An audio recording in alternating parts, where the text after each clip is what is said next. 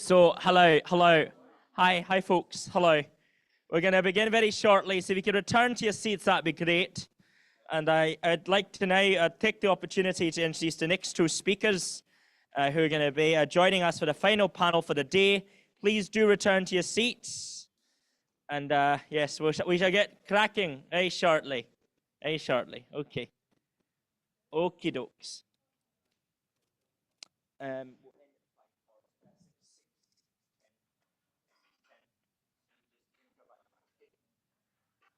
So, for the final panel of today, we are pleased to be joined by, first up we have Associate Professor Dr. Simon Goldstein, whose claim to fame actually is a brilliant video that I found recently of him with a title of Explaining AI Philosophy, and also it's on a very nice website actually. It shows your face with a sort of a okay, never mind. Embracing arms. Anyway, that's one of your many claims to fame, beyond being, of course, someone who works extensively at the intersection of technology, public policy, philosophy, epistemology, and beyond. So that's the first panelist. Please give him a round of applause. And then the second panelist, actually, we'll do the round of applause after my introductions. The second panelist is Dr. Wang, who's an assistant professor at the School of Chinese here at the University of Hong Kong.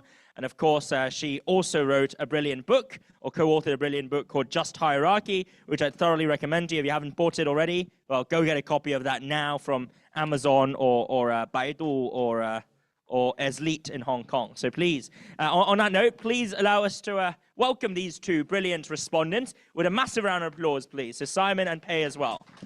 Round of applause. Bravo. 20 to 25 minutes? 20? Okay. 20. Okay. So first up we have Simon. All right. Thank you so much. So Alex's book, the setup is that Christianity is dead. That's how people used to get meaning from their life. That's how they found the rules of how they were going to live their life. We don't have that anymore. Now we don't seem like we have anything, so we have to find something. But maybe we do have something. We have liberalism as a way of life. So what is liberalism as a way of life? What's the way of life? How am I supposed to live if I'm a liberal? I don't think the way of life is just the concept of fairness or reciprocity, because that alone, just that concept alone, does not by itself tell me how am I supposed to live in situations. I think this is the way of life that Alex is endorsing. This is a very rich guide of a bunch of choices of how you live and values and norms, that if you consult this list of 17 things when you make decisions, that would give you a way of life. It would be telling you how to live.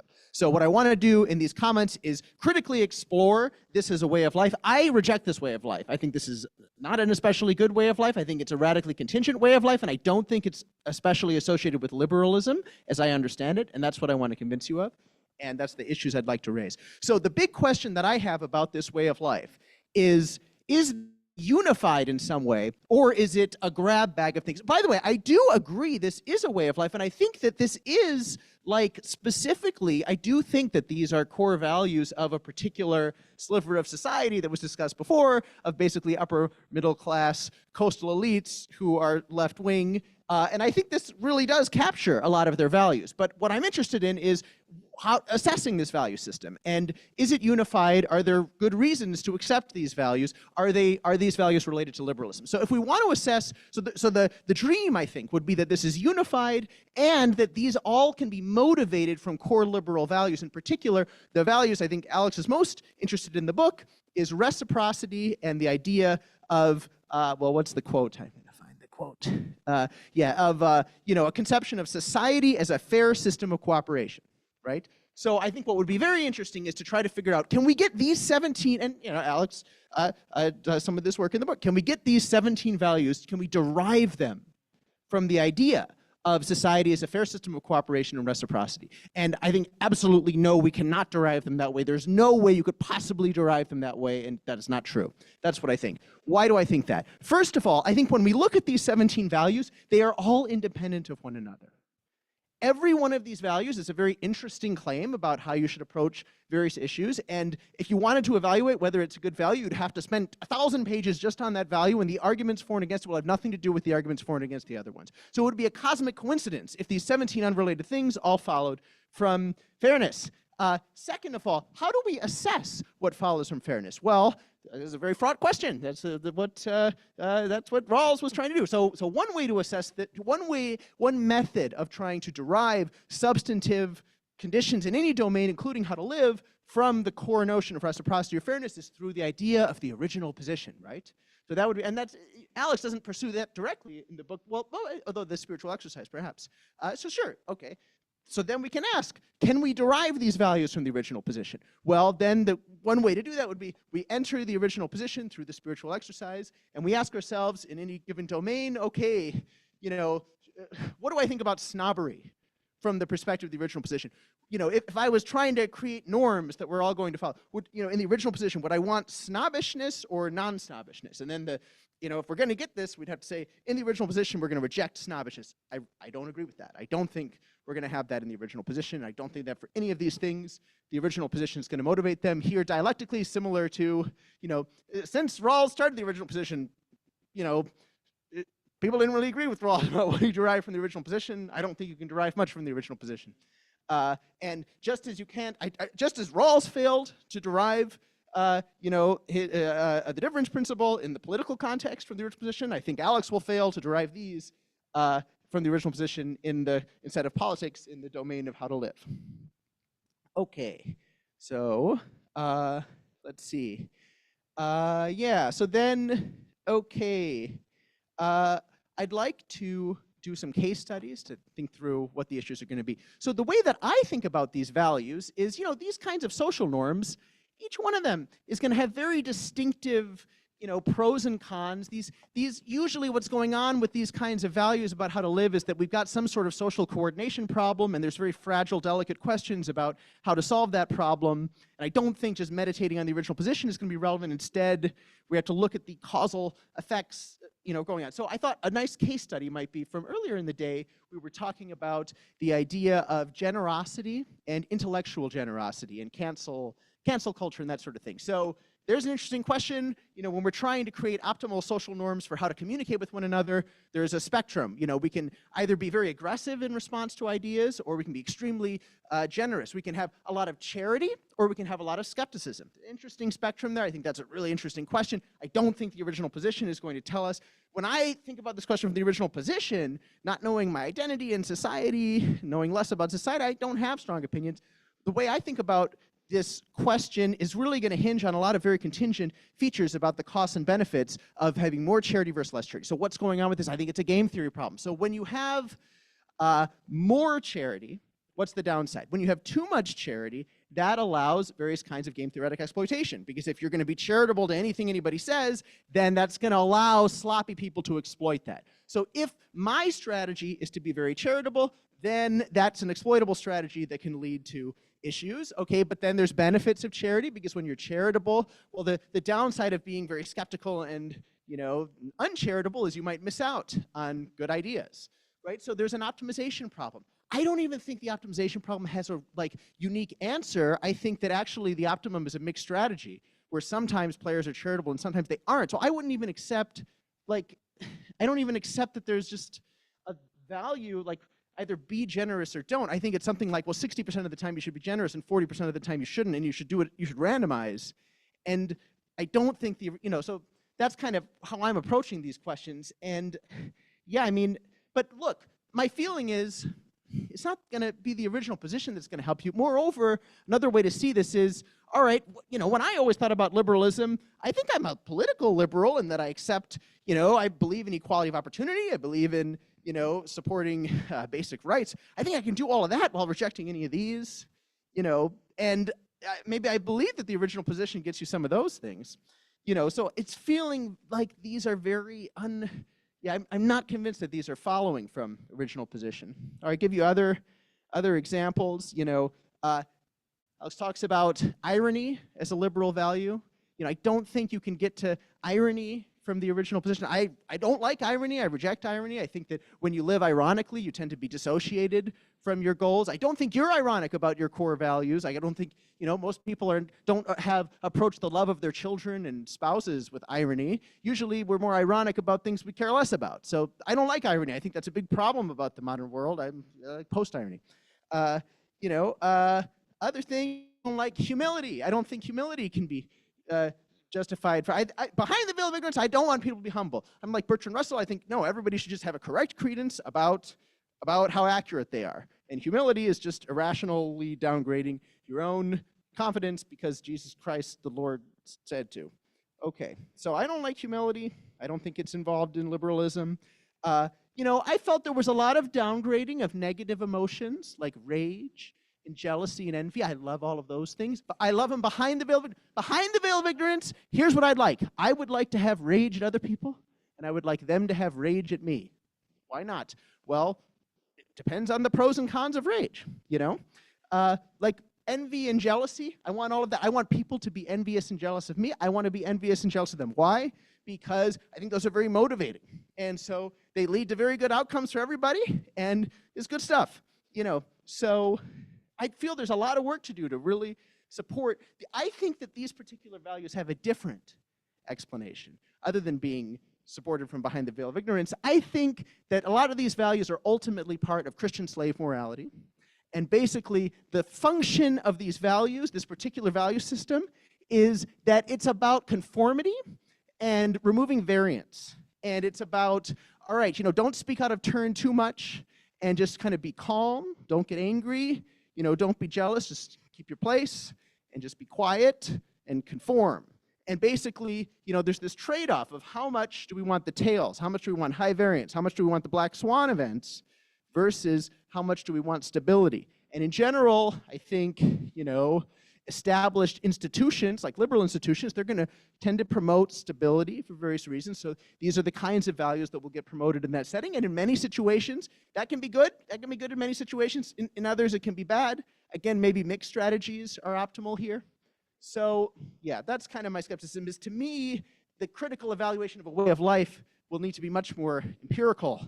And really, we'll have to look at very subtle questions that will go far beyond, the core values of liberalism. What else here? Okay, I thought it'd be good to have, and then I felt, this was coming up before, is liberalism associated with a position on the spectrum from individualism to communitarian? So, look, I think it's just kind of orthogonal, so I thought definitely in the book, I thought you were arguing that actually liberalism involves a lot of social values, like taking delight in others and things like that, and I didn't agree with that.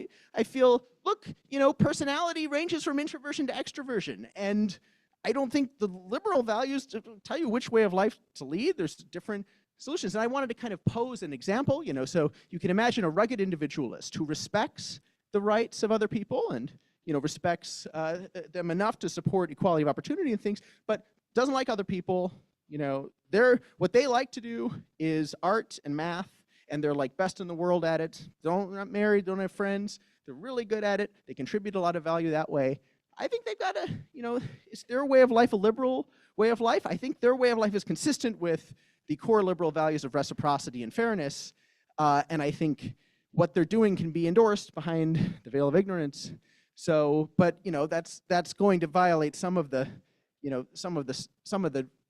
way of life that you're endorsing. That's a different way of life, I think, than what you're endorsing, because it involves never talking to anybody.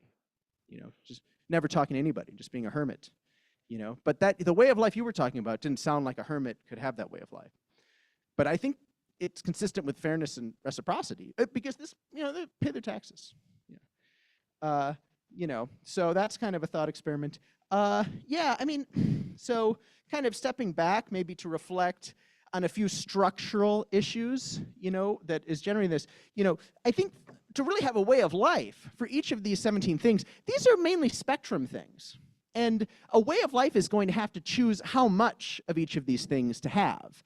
And again, I'm just very skeptical that core notions of fairness and reciprocity alone are going to be able to tell us where on the spectrum to be. So once you convert it from an on-off, when it's on-off, when it's either you're humble or you're not, then it kind of feels like, well, maybe liberalism will give you one versus the other. But if you say there is no humble or not, there's just 1,000 settings on the scale, and there's and different ways of life are somewhere on the scale, it's very hard to see why would reciprocity and fairness get you at this point on the scale rather than somewhere else on the scale. So when you start thinking of them as all scales rather than on-offs, I think that makes it clearer why it would be so difficult to derive these from, from foundational concepts of fairness or reciprocity. So that's one issue. Another structural issue is the problem of weighing. So, you know, look, a lot of times these are going to get into conflict, these values. And they'll get into conflict not only with each other, but also with other important things in life, like money. You know, and so a way of life, I mean, ultimately, what I want as a way of life is ultimately a decision theory. I want to be told really how to make decisions in a situation. And to do that, we need not just an articulation of what are some of the values, but how to weigh them against one another. And again, it's just so hard for me to see how to use concepts of reciprocity or fairness to give me how do I weigh off in a situation? And here's one example from the book that Alex talks about. So, you know, Australia, like other wealthy Western countries, has lots of dream hoarding, which is where there's, you know, lucrative tax breaks for upper middle class people. And then the left-wing upper middle class people say, well, we want to raise taxes, but only on people who make more than 3 million Hong Kong dollars a year. But other than that, we're going to be fine. It's called dream hoarding. And so Australia has, I forget which particular tax concession, but so then, you know, there was a question of, if you yourself are trying to get the tax concession, is that consistent with liberalism as a way of life? And you were suggesting there's tension, right? But how does the tension work exactly? Because, okay, well, the thought was that when you're trying to extract the tax concession for yourself, you know, that's kind of violating reciprocity a bit. So it's not part of the good way of life. But is it good for you? Well, I'd want to know, I mean, it should be number sensitive. So suppose that in getting the concession, you get $1 trillion instead of just 1,000, you know. I would think that whether it's good for you, because you're suggesting when you deviate from the liberal norms, it's bad for you. So, but how bad it is for you should depend on the benefit that you get from the violation. So I just worry, I really want a theory that's giving me the ability to weigh and do trade-offs and tell me how good my life is. Whereas if all liberalism is getting us is just the qualitative on-off, which of the things are good, that won't give me enough information to be the way of life, enough information for me to really have a way of life. You know, it's like, you know, like Judaism's religion, they give you, you know, hundreds and hundreds of commandments. It's enough to specify in every choice situation what you're going to do, you know. You get the full ranking from the 613 from the seeds in the pomegranate, so, you know.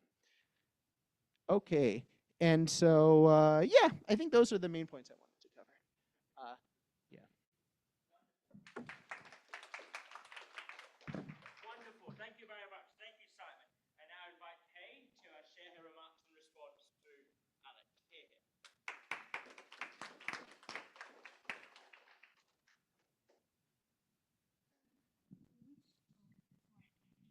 Do you have any slides? No slides?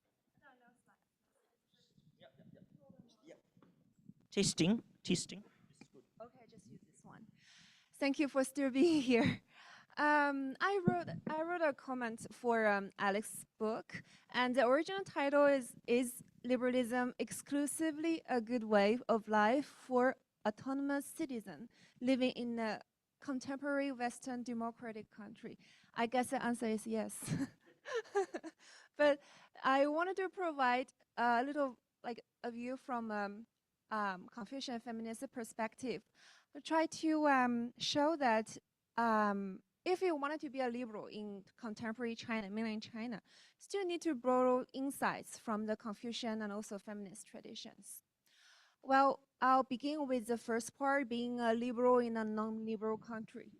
Because although Alex said it's probably impossible to be a liberal in a non-liberal country, it's difficult. It's difficult. But still, there are so many people in China would regard themselves as liberals. So that's why I was a little bit shocked when I first read this book, because due to differences in political systems, the way of life implication of being liberal have been developed much earlier in mainland China. If someone is praised as a liberal in China, it means that this person has an open mind, a broad worldview, does not gossip about other people's private affairs, and is life-affirming, although he or she may not have very good taste. In short, a good person who respects other people's privacy and is curious about the outside world. Therefore, any theory with the word liberal added to it, such as liberal Confucianism, 自由主义儒学, has a positive connotation. in mainland China, indicating a progressive and modern outlook. Although in political discourse, however, the word liberal often has negative connotation among leftists. The meaning of being liberal in mainland China is likely to go beyond the scope of the book Liberal as a Way of Life.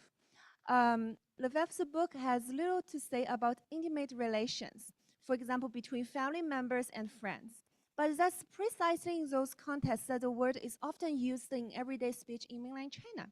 Especially a liberal, for example, a liberal husband means that he's very willing to share housework, allowing his wife more time to flourish outside of his family. A liberal parent would allow a child, to be the freedom to choose their own favorite university and a major rather than focusing them to study what they think is promising and profitable, say business or finance. In general, in the Chinese context, liberal means to give liberty to others rather than be liberal, be like care for themselves. It's a little bit different here, especially among intimates. This often means some self-sacrifice, which was excluded in this book. I still remember that. Or at least a sacrifice for one's own huge ego. However, in the book Liberalism as a Way of Life, most of the discussions still rests on the citizen-citizen relationships rather than the more intimate relationships for family and say for friendship. For example, after a very quick discussion of the marriage relationship, the argument shifts to a discussion of pornography websites. It's not a criticism. In a way, liberalism has a stronger explanatory power for the relation among citizens, especially those who were autonomous and capable of critical reflection. This is related to the understanding of the human being in liberalism. We saw that in this book, Alex repeatedly mentioned that John Rawls' theory of liberalism. And Rawls' theory is deeply influenced by Kant. And also Kant argued that all individuals are free and equal rational beings with autonomy as the highest value. And we also know that for Rawls, in political liberalism, he mentioned that like we have a concept of human being with a capacity of sense of justice, means being reasonable, and the capacity of a concept of the good, mean being rational. But it can be quite high standard for common citizens. I'll argue from two perspectives. First, the word citizen itself implies an age requirement. And in general, people who have not reached the age of 18 are excluded from being liberalism. But a well-educated 17-year-old may also have these two good moral powers, while an elderly person in cognitive decline might still think he or she could exercise an extra share of power in the family due to these moral powers. And second, not everyone has a good sense of justice and conception of good for everything. Liberalism is designed for people who, at least they have average mental ability and psychological stability. If a person has experienced a trauma in a particular area, they probably might not have a good sense in that area. Let's just an example, a decent liberal who supports the rule of law, separation of power, judicial review, free and fair election. But he wants his son to marry a girl he was arranged for him. If this boy disobeyed it, this father's psychosis would trigger immediately. If the son tried to invite his father to do a reflective equilibrium together, can we imagine what would happen? Or would it be better if the son just ran away as soon as possible? In the second part of this book, Liberalism as a Way of Life, Alex developed the spiritual exercise based on the original position, reflective equilibrium, and public reason. This still doesn't solve the problem. Liberalism lacks a comprehensive argument for dealing with intimate relations. Liberalism can be persuasive for social relations that are far apart, But it teaches us, and also in this book, liberalism teaches us not to regard others as idiots, especially those who have different beliefs and a way of reasoning from our own. Meanwhile, Alex suggested that nor in the main do I suggest you go out of your way to engage in real life conversation with people you disagree with. But in real life, these people you disagree with are usually not from thousands of miles away. They can be they can be your mother and your father, friends, your boss, colleagues at work. And the more intimate the relationship, the greater the potential harm can be. Often, a person simply does not have the chance to escape. For China, which is facing drastic social changes, this other is often a parent, a person's parent. How can the spiritual practice of the liberalism help a person at this time? If liberalism is true a way of life, can it help a person deal with the hurt they receive from someone close to them? Hellenistic philosophy says Stoicism. They offer their answers as spiritual exercises. They demanded a strict division between body and soul. I'll take Stoicism, for example, so that physical pain was no longer pain because no one could truly harm a virtuous soul. But can liberalism be a theory that helps people to cope with suffering? We still need to consider the value of Confucian theory given the difficulties of relations between intimates. And Confucian ethics is necessary supplement to the liberal account for a way of life that allows for human flourishing. But I'm not trying to be very ambitious to top up liberalism with Confucianism. I just try to provide some kind of a survival strategy for those who self-labeled as liberal, living in mainland, dealing with their families. Okay. Okay. The second part is liberal Confucianism in modern China. Liberal Confucianism is a theory which holds that ancient Confucian views on politics can be discarded, and that liberalism can fill the gap. However, in terms of way of life, liberal Confucianism usually follows traditional Confucian values. On the one hand, it's a good thing. Confucian ethics offers rich resources for thinking about how to nourish humane and harmonious social relations. A relative common form of liberal Confucianism is a belief that the family and the bearing of offspring have an independent value that cannot be reduced to any other value. Liberal Confucianism also values a form of filiality that means to increase the likelihood that the elderly and ancestors are treated with care and reverence. Alex says that the liberal way of life devalues filial piety, and if that is true, it's clearly a problem in the Chinese context, where filiality is regarded as central to the good life. The problem, however, is that Confucian family ethics as a way of life in China often leads to subordination of women. If we use a metaphor from this book, sometimes only the male fish can discuss in the water, and the female fish have a little say beyond breeding. So is this still liberal? These male fish might answer yes. In mainland China, and then this is a criticism. More often than not, only these male fishes will be present at an academic conference on Confucian liberalism, and there will not be a single female scholar. The lack of gender equality is not the original sin of liberalism, but of Confucianism. But adding qualifier liberal to Confucianism doesn't advance it much. But what is the Confucian characteristic that is strengthened by adding liberal to it? It's about autonomy.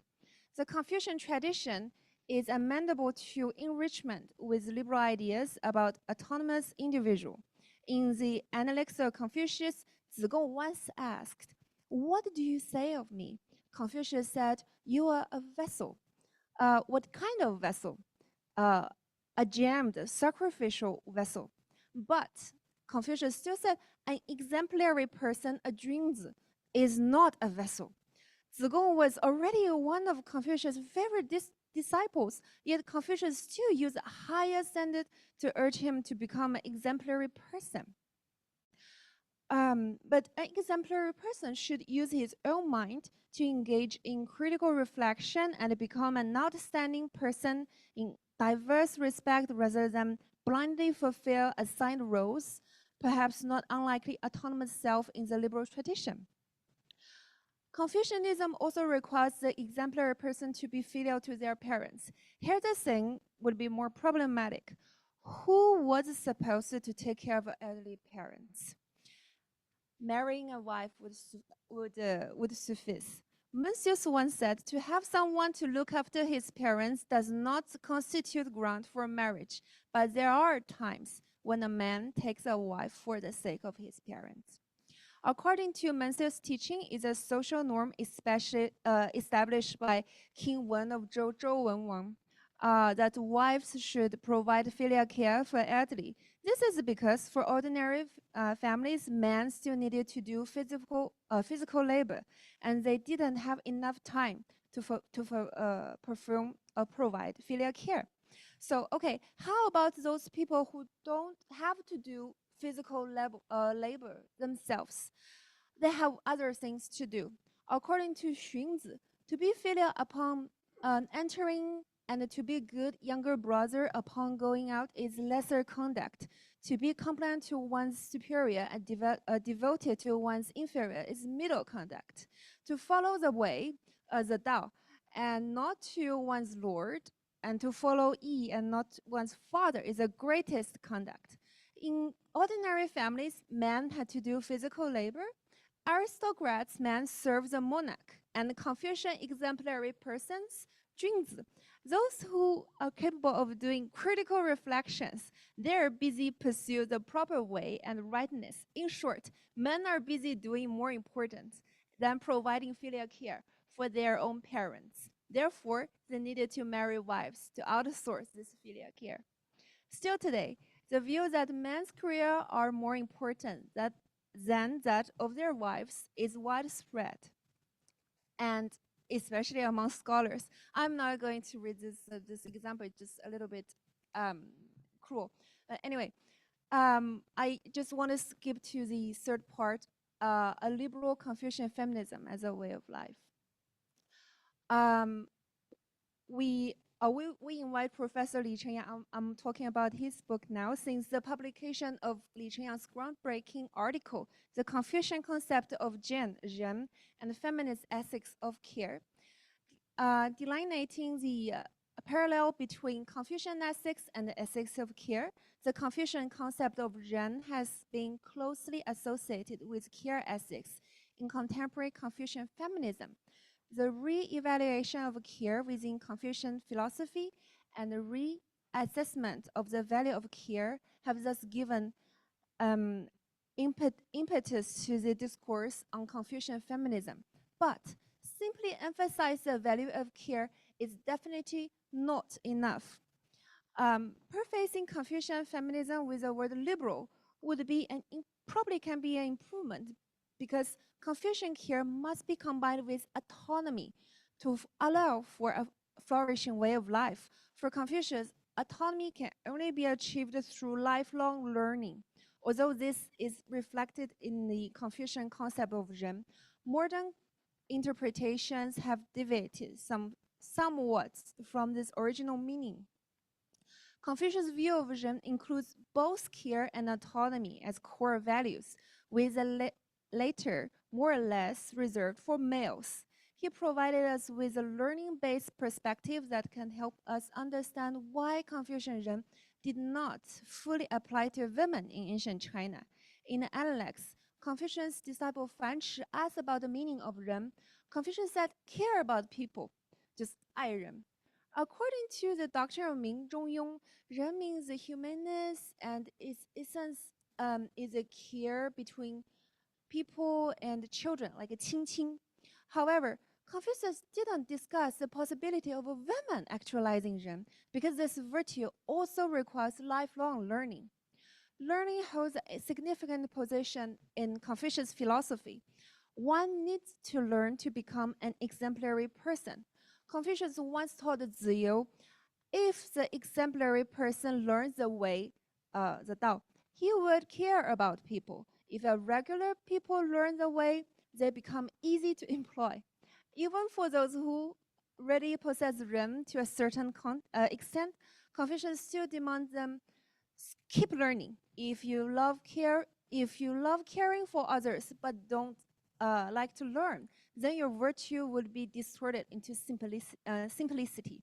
Confucius himself was a humble person, but he acknowledged his great love for learning.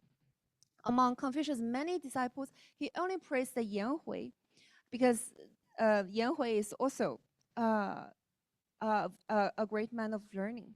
Lifelong learning is a sole path to become a person of Ren. That's not to say men should outsource their familial duty to their wives, but they need to strive for more than care to realize Confucian idea of Ren. So Ren entails two core components which constitutes image of an ideal person in Confucianism. Learning allows the exemplary person to establish oneself, such like a person's spy, while care, like two warm hands, provides support, consideration, and guidance to the others. And the very last point I would like to make is about the care part. The Confucian interpretation of care needs to be expanded. For example, modern feminist Confucian inspired by care ethics would advocate that the relation between husband and wife should be a perfect friendship, which I would think is both a distortion of friendship and also for marriage. For example, marriage is not only far from being perfect friendship, but it is a relation very different from friendship. Confucianism believes that the relation between husband and wife is different from that of friend. It's from according to Mencius. And according to this theory, there's a danger of confusing ethical relation between husband and wife as that of friends. It's another kind of a 乱伦 in Chinese. A person can have many friends, but generally not so many spouses at the same time. Often we don't marry our best friend either. What's more, we often marry someone who is not even in our circle of friends. Thinking about radical case of romance, we all learn a lot of that from novels. Usually you don't marry your friend, but someone who can be very, very different from you and your friend circle, yes. That's how we chance upon the other alternative.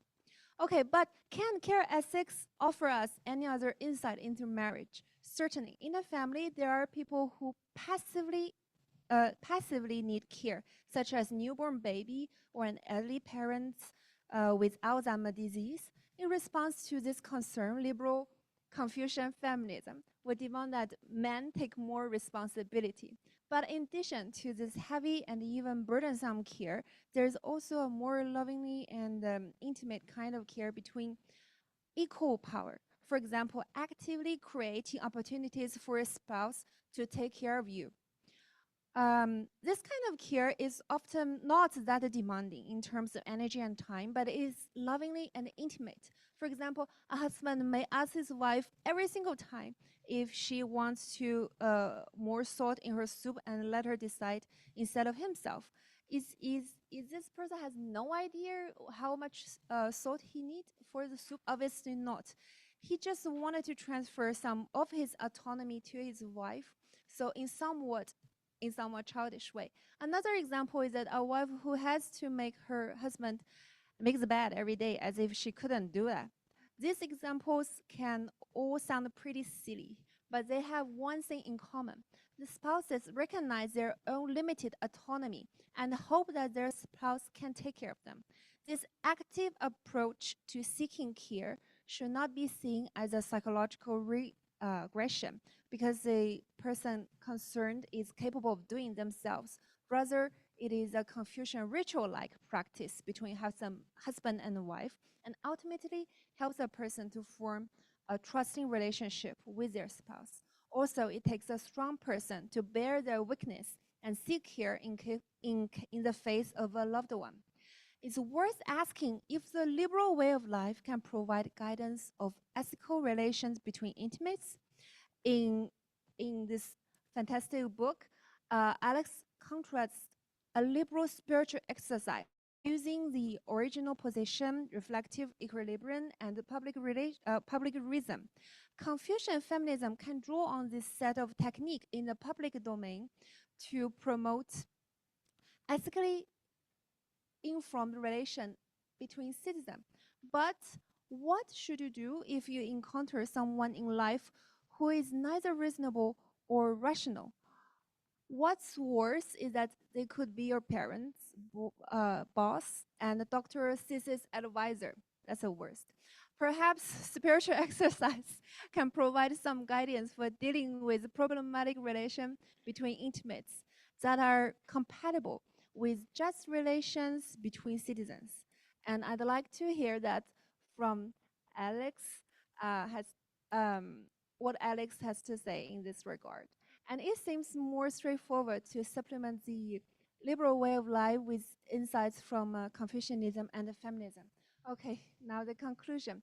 Liberal Confucian feminism encompasses 3 levels. In the relation between citizens and strangers, one can adopt a liberal way of life, as articulate in this book. Second, for more intimate relations, one can turn to insight from the Confucian way of life.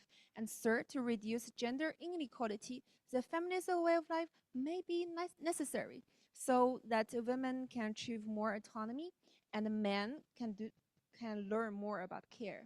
These arguments were discussed within the contemporary Chinese context in mind, and I leave open the possibility they apply in the other texts. Bravo. Thank you very much, Kay. And may I invite Simon and also Alex to join us on the front for a panel discussion for the next 35 minutes or so. Lovely. Fantastic. Yes. Great. So in terms of the structure of the panel discussion, my proposal is that we could perhaps start with some responses from Alex, and then I would delve into some of the intricacies there and invite comments and responses from both Kay and also Simon accordingly. And if necessary, I would also insert, hopefully not necessary, some of my own comments and intervention as well. So on that very note, I now pass the floor, Lord Alex, over to you. Thank you. Thanks, Simon. Thank you, Kay. And thank you, everyone, for sticking to the not-so-bitter end, I hope. But thank you for your indulgence and for your interest in the book. Okay, so let me start. And I'll keep my responses a little bit briefer, I hope, so I can get more audience questions. If you have any questions at the end, just please come up and talk to me. I'd love them. All right.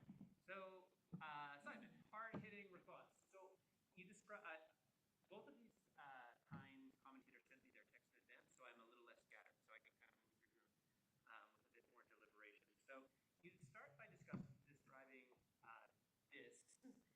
little bit polemically as Christian slave morality.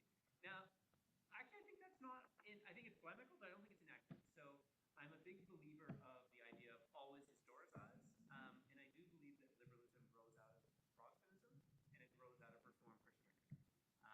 And if you wanted to detect a certain kind of loftiness in there, then yeah, I don't think you're wrong. But I do think that liberalism may come out of that trajectory, but I think it can stand on its own 2 feet. It doesn't need the metaphysics anymore.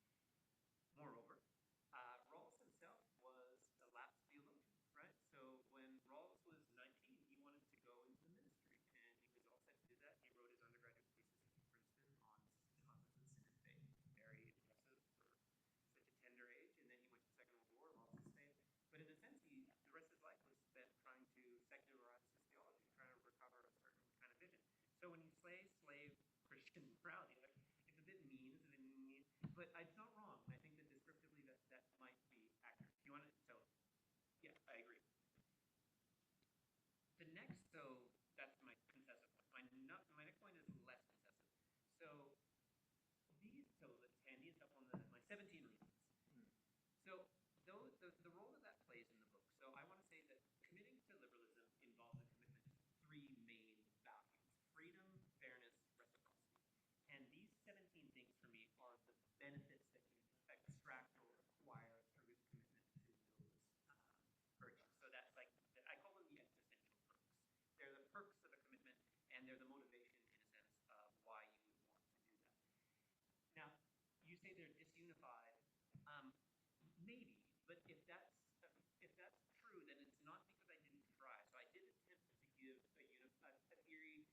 So they cluster. So each of these spiritual exercises clusters around. So each of these 1 to 7 are all about the original position, and 8 to 12 is reflecting equilibrium and so I do try to unify them on the basis of a coherent moral vision of roles. So if I fail to show either their unification or their derivation, that's a failure of execution, but it's not a failure of intention. I tried. And I do think that I succeeded in some parts. So let me, you count, I mean, you pounced on certain of them. So let me pounce back on one of them. So you're like, okay, snob, anti-snobbery. Take number 3, you raised it, I'm playing on that term. So snobbery, I define it in the book as wanting to make inequality hurt. That's what snobbery is. So there's a fact of inequality, and then someone who's a snob takes that fact and is mean, pushes it, makes it felt. Okay, some people take pleasure in that. Now, I'm saying that if you practice the original position in the way that Rawls intended, in the way I hope I intend, in the liberal spirit, you won't be the kind of person that does that. Why? Because the idea of the original position is a willingness to suspend your positional advantage when you think about matters of justice. So what's really important for me about the original position isn't how we maxim in the thing when we're under the veil. The big move of the original position is agreeing to put the veil on in the first place. That's the morally consequential move. Because when you agree to put the veil on, you're like, okay, I'm willing to get a bit of breathing room, a bit of distance from the contingency that makes up me. So I'm a white guy, I'm heterosexual, all that stuff. I know that shit shouldn't determine my visions on justice, yet sometimes I slip. And the original position tries to remind me of my moral commitment to neutrality in the right way, to not be so gripped by the positionality of Alex and try to press that. So if someone really practices that with genuineness and an open heart, if they're really willing to suspend their positional advantage and not be so mean and mercenary, I think that will lead to anti-snobbery because they would not want to be someone that makes the inequality of other people hurt. I would recognize that that person's inequality is just as contingent as my privilege. And so I believe, maybe it's successful, maybe it's not, but I'm attempting to derive these qualities from so I don't think it's as arbitrary as you make it seem. And if it is, it's a failure of argument, not a failure of intention. Does that make sense? And last thing, it sounds like you don't like a liberal way of life, which is cool. Go, you do you, man. No one has to love, and so it sounds like you devalue a lot of the things I'm putting up there. It also sounds to me, if I can be a little bit polemical back, it doesn't sound to me like you like freedom very much, in the sense that what you want most of all is a decision algorithm to make a lot of the calls in your life. You want the rules that will give you the weighting to particular situations. Yeah, okay, I see you grimace, but the idea is that a lot of these virtues don't click with you, essentially don't click with you as a kind of like, they don't appeal to you, and that is totally fine. You'll seek your meaning and your purpose and your fulfillment and your fun and your pleasure out of different activities and different things. And so to take your example of John, the rugged individualist, who loves art and excels in mathematics and is pretty hermity. Is that you? Are you John? You John? Oh no. No, it's not an AKA. It's not a. Oh, is that? You're not good at that. You're good at art. In that case, yeah, all power to John. John should just be John. I have no moral claims on John. John has a certain way of living that he finds very, very fulfilling. And for me, insofar as if he's fulfilling his political obligations, he's not being a jerk to others, he's willing to pay a share. I have no claims on John. I'm not saying that John was any worse or any better than someone who is who fulfills this in line and verse. So I'm good with that kind of level. Great. No, so I just I'll put a pin on the conversation here. I'll bring in Pay, and then we can return to Simon and Pay after that. Yeah. Alex, you can perhaps like to respond. I would love to. Okay, so Pay. I'll bring Simon after. I've heard a lot of mean things said about liberalism today, but yours hit home. Yours hit home the most. So I want to talk about that because I think you were the best, the most kind of like accurate criticisms about what I felt. So I'm going to start though with what I think is I think it's an inaccuracy on your part, but I want to build towards I think what is your deeper insight.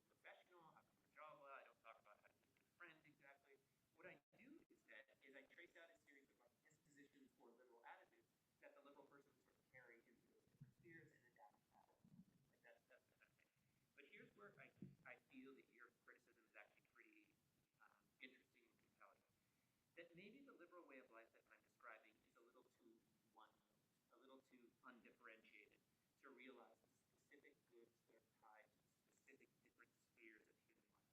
So, for example, the point that I love about, so I got our text in advance, and I really love this part, is that you hated the idea of marriage or romance being based on affection. You're like, no, that is like, that is a buzzkill. Like, whatever romance is, it is not that. And I found that very interesting, because in the liberal conception, I think friendship is absolutely foundational to romantic partnership. There's a TV character, I think the motto of liberal love, I cited TV character here, lesson note from Parks and Recreation, but she says to her fiance, she says, I love you and I love you. And that for me is the liberal take on love, the best possible compressed liberal take on love. And for you, that's depressing as hell. And so maybe the problem of my account is that I'm just bringing in the same flat character into all the different spheres, and then that's not just an intellectual error, that's a lived error, because then I wouldn't be, or a liberal wouldn't be, able to extract really kind of like the joys of each of the different kinds of human association. You would just be like boring-ass liberals in all of these different walks of life, which would be really tragic for liberals, because they wouldn't be living, they wouldn't be flourishing. Or to take another example that I like a lot of yours is in the context of marriage, about being willing and able to open yourself up to share vulnerabilities.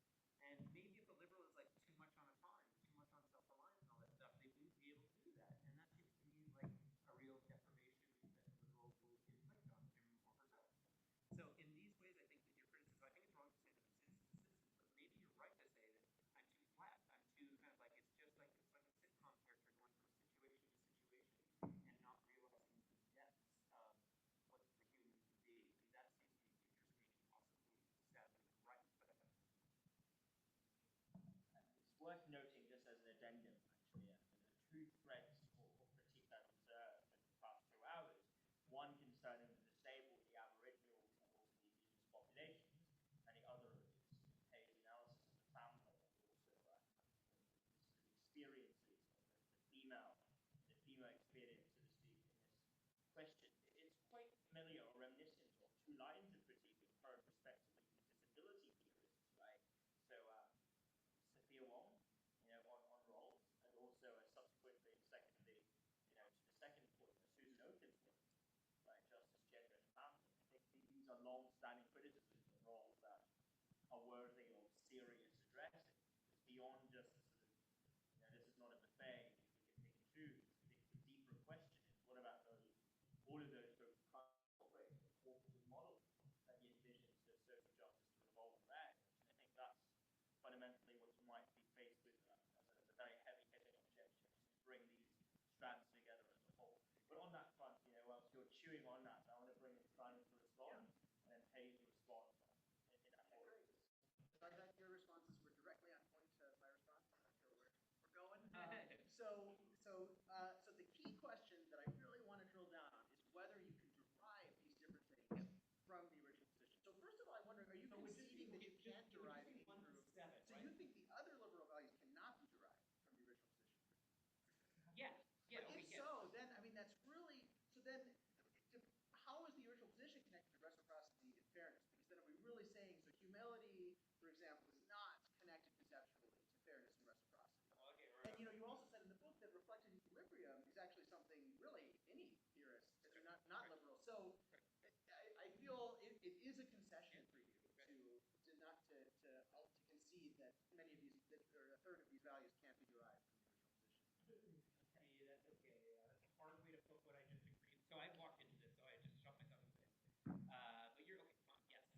And then I thought it'd be fun to continue the anti-snobbery question. Yes. So, so obviously there's going to be different ways to define snobbery. I think it's instructive to think about how much of anti-snobbery can we get from the original position. So another thing you discuss in the book is cruelty, and is cruelty consistent with liberalism? Of course, as you'll predict, I think it is consistent. So meanness and cruelty is consistent with liberalism? Yes, I think so. So meanness and cruelty, I think involve distinctively having desires for other people still being, to have lower well-being and things like that. And again, just back to, this is kind of like related to classic critiques of Rosen. I just don't think that from the original position alone you can derive much that's, really substantive about what desires people should have. Because I, in the original position, if I'm, I could be okay. It might be that for me, reaching the original position, the benefits I get from, I love cruelty, and the benefits I get from cruelty, I can take it, It's like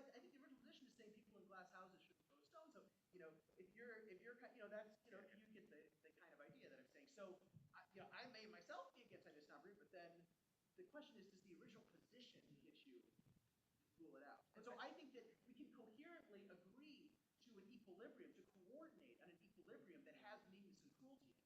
And that could be a stable equilibrium for organizing society. And I think there's empirical questions about how bad, whether that equilibrium works. Okay. If I could just weigh in here very quickly to mediate this conflict again. I actually think that, Alex, you didn't have to walk into that for the simple reason that I don't think your 17 reasons are necessarily grounded in the OP. I think you have two different arguments and strategies to justify your conception of liberalism. One of them is the 17 reasons, the other one is the OP. And the OP has also an exercise that we use like the first 6 or 7 reasons are instrumentally desirable. Ultimately, the 17 reasons are justified, I'd say, not because of the original position, but because they're just instrumentally pretty good outcomes, right? So it feels like Simon would disagree. Right, so I think that's essentially a strategy that. Well, I also think in your book, I'm not sure you want to say it's purely instrumental, because you've had discussion that no, it's not just instrumental value, we're really talking intrinsic value. I think he means instrumental as inventing itself. As in it's sort of a utilitarian thing in thought, so that it brings you pleasure, or maybe it leads into something instead of the good. Instead of just the original position, it's also the concept of reciprocity and fairness. Are things, the middle group, are they connected to fairness and reciprocity and this idea of a fair society of equals? Right. Or are they just, well, we also had other stuff about reflective equilibrium, epistemology. Alex, any comments on Simon's observations on three clusters?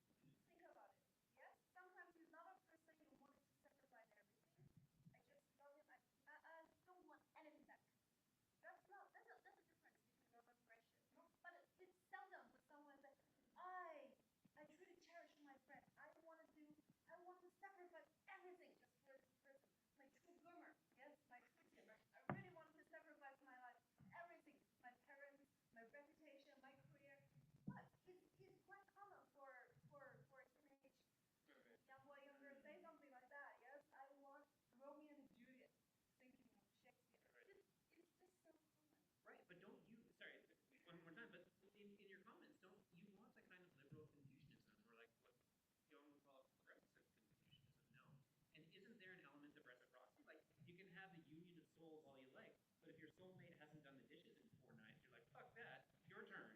That's reciprocity. That's true. And so that's something Yeah. that I think a Confucian romance would want to build in as a kind of like safeguard against the kinds of abuses that might happen from like this harmony kind of idea that you're talking about. Yeah. So it seems like you don't want to totally evacuate notions of liberal reciprocity, et cetera, from that context because it's important. Because otherwise you get the kind of domination that you would worry about. Exactly. Yes, I absolutely agree with that. Yeah. Is it reciprocity or counter-domination that we're looking at? Count. Because you can have a That dearth sounds of spicy, reciprocity. that sounds- For instance, a nurse looking after a comatose patient, there's no reciprocity there, Right. but there's also no domination. Whereas in some other instances, there may not be reciprocity, say, between a parent and a child, and yet there's no domination unless you say there's an arbitrary interference by the parent in a child's life. The parent asks the child to eat only cheese for breakfast. And that's arbitrary, it's not justified, it's really not acceptable by the child if it were able to consent. So maybe it's not about reciprocity, which is about the avoidance or elimination of domination / arbitrary interference. So it's more Republican literature that comes into play here as opposed to sort of the reciprocity chapter. Yeah, I mean, that's right. I think that would be another line. I think those are not incompatible arguments. I just think they have different sources. Right, because if we then base our defense of, against abusive spouses on the case against domination, we don't need reciprocity to the theoretically defend on that. Right. That's right. Yeah. I want to bring in Simon. Yeah. I was just going to say, another way to think about the distinction you're drawing is kind of from an evolutionary perspective, the distinction between king selection and reciprocal altruisms and the foundation of evolutionary judgment. So, it's kind of unconditional love. Like the evolutionary origin of that is will just help organisms that have the same gene history like your kids. Whereas reciprocity is not related to that at all. You see it between different species. So that kind of there's two fundamentally different evolutionary mechanisms that you would kind of expect. That maybe we do have different social institutional practices as well. How does that interact with your conversation on cruelty? So what you said about cruelty. Yeah, exactly. Because cruelty is a care concept. Cruelty is a care concept. It's not related evolutionarily to reciprocity. That's similar idea.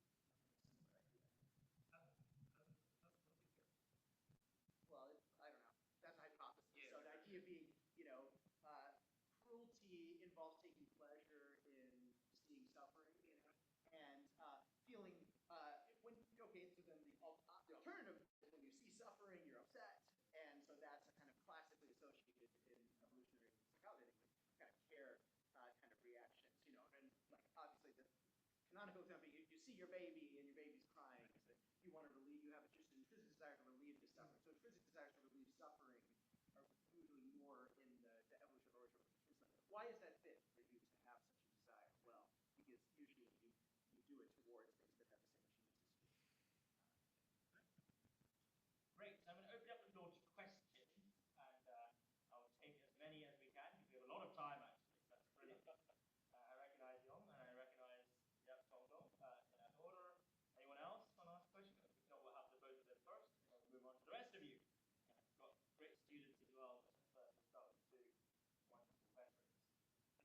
So the question primarily is about professional. So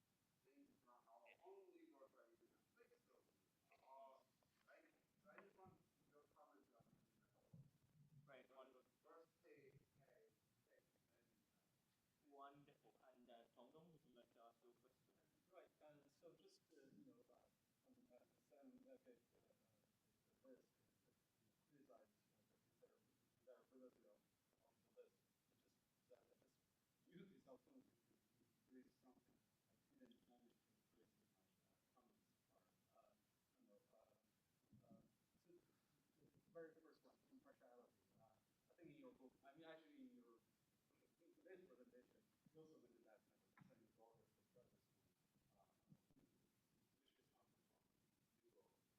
liberal justice and fairness perspective. I just don't see how, even after you do all these social exercises, you reject that practice, sending your own daughters to private school because you have money. And so that goes back to your point. I think that needs a political solution, not ethical solution,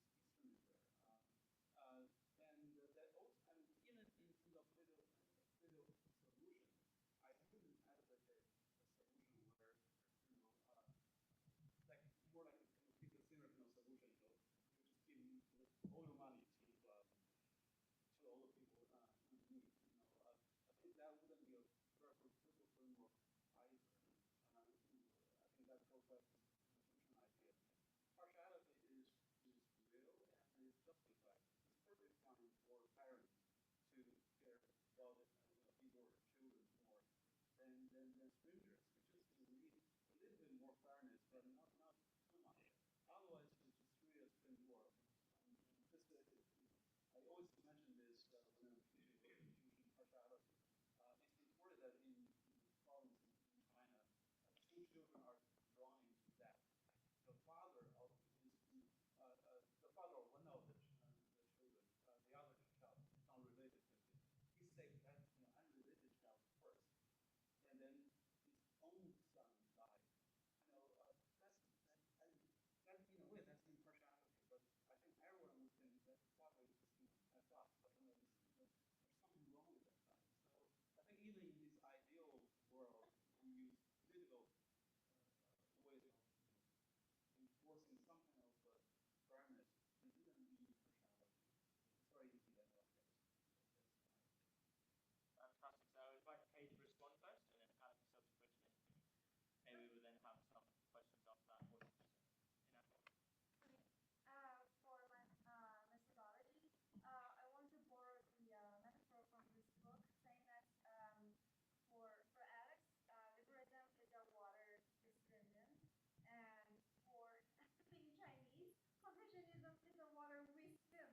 And basically, we have no choice. Born Chinese, speaking Chinese, is just basically do not have that much choice. And also, another thing about Confucianism is that we value family relations so much. And basically, it's not just water. When it's something even more serious than that. It's not easy. It's not easy to escape from it. So to combine for Confucianism, I can't self-identify as a progressive Confucianism, but I'm not trying to make a like this. I'm not. Alex is not ambitious enough to say that you can be liberal in a non-liberal country in an easy way. I don't think he would say that in this. Yes, I'm as humble as this. Like I'm not suggesting that I wanted to provide a liberal Confucian way, a progressive Confucianism to other countries to promote. Wow, this is a good way of life. I'm not even saying that it is a good way of life. Not like Alex to say it's a good way of life. I said this is the way of life we need. This is the life we need to live, and we need to find a way out. And the way out is trying to combine liberal values, say autonomy, with Confucian values, care together. I think that's how it can survive in China for now. Because of course, for some there are like very typical example for students studying abroad in the U.S. And they're becoming more and more mature around like the 40 something, and their parents are getting older. Are they going to move back to China to take care of their parents or not? If they are true liberal, so you can be a liberal in a liberal country. Yes, it is a self-help book for being liberal in liberal country. Of course, they can be liberal in the U.S. I don't want to go back. Okay, do they? Can they? They cannot. The being Chinese is basically the more than water. so Is blood, yes? Thank you. Yeah. So they have no choice. How to find this way out? Can they just cast out the autonomy? No. Can they just devote their life for care? It's not easy. So combination is the only way out. And as the feminist way, I want to emphasize a little bit on that. Although I think Confucianism is not so incompatible with feminism, and liberalism, of course, we have a liberal feminism as well. I just want to emphasize it as a more than a footnote here. So yeah, I can't say that I'm a progressive Confucianism, but it's not Confucian, but I'm not. It's not it's not it's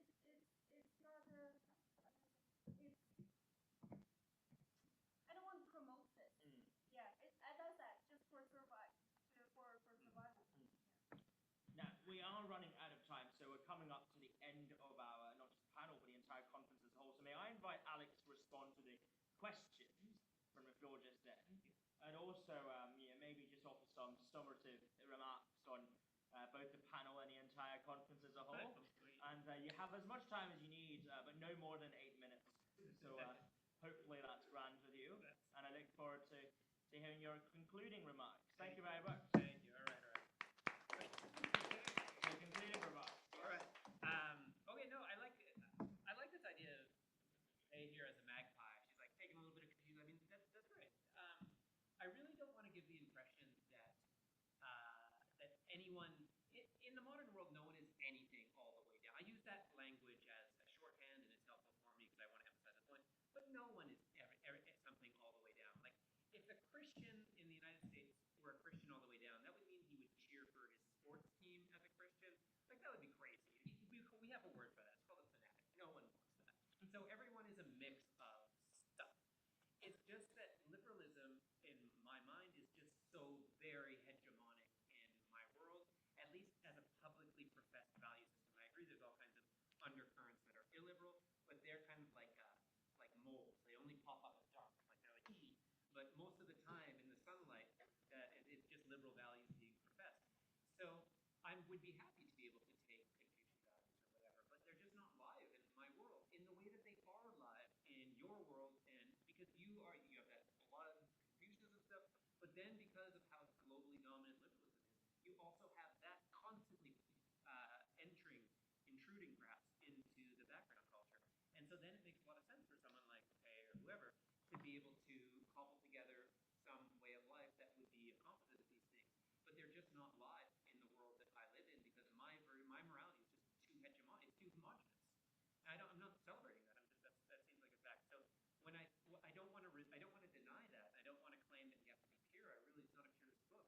I just find that that's the situation a lot of people find themselves in, where there are no other serious alternatives, and we just have to play that hand. It's not a triumphant book. It's a book of reconciliation. That's the sitch. That's the deal. And that's does that make sense? Yeah. So that's how I would reply to that. Where'd you go? Yeah, it's your question. You're out of here. Yeah, you're totally right. I think that the solution that I'm looking for the private school thing, for example, and for other similar kind of dilemmas, is political. It's not ethical, and it makes the solution for me too costly. So like, let's make this a bit more concrete. I live in a pretty wealthy area in Sydney, and there's 3 kinds of schools in Sydney. There's public schools, there's gifted schools, and then there's private schools. So the gifted students are like maybe 15% of kids. They go to the gifted school. Then the private school in my neighborhood is 50% of kids, and so that's another 50. And then you have like whatever my ratio is, 35% kids left in public school. That's really hard decision to send then my kids to public school because A, all the really smart kids are out. B, all the rich kids are out.